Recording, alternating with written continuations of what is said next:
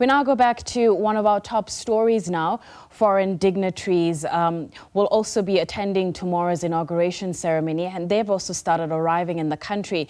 They include a large number of heads of state from the SADC region, as well as Central and East Africa. For more, we cross to SABC International News editor Sophie Mokoena, who is at the Waterkloof Airforce base.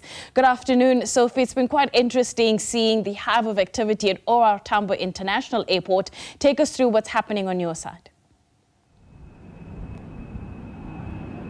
Well, what I can say, in the skies of Pretoria we can see, but also the sounds of the aircraft, that is the military with exercise as they prepare for the big day tomorrow, and many of them leaving from the Air Force base, Waterkloof, as they embark on those rehearsals. Here at the Air Force base, we are expecting the president of Mozambique, Filipe Nyusi, to touch down in a minute from now. They are busy preparing for arrival of the president of Mozambique, and he will be followed by other heads of state, among them that would include the president of Angola. As you know, that Angola is the current chair of SADC, and as you heard the Minister of International Relations saying that they have also invited heads of state who are chairing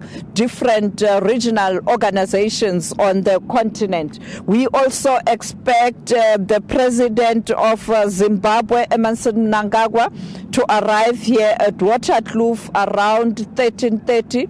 You know that he is the incoming chair of the SADC region, but also a neighbor to South Africa.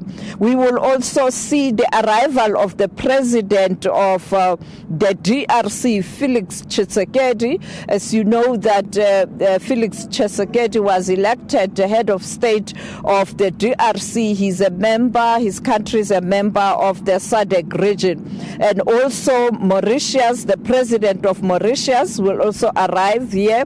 And then, of course, when you look at West Africa, the president of Nigeria will arrive here at Waterkloof later today. As you know that South Africa and Nigeria, the two largest economy on the continent, but he is also the chair of ECOWAS, the regional body in West Africa.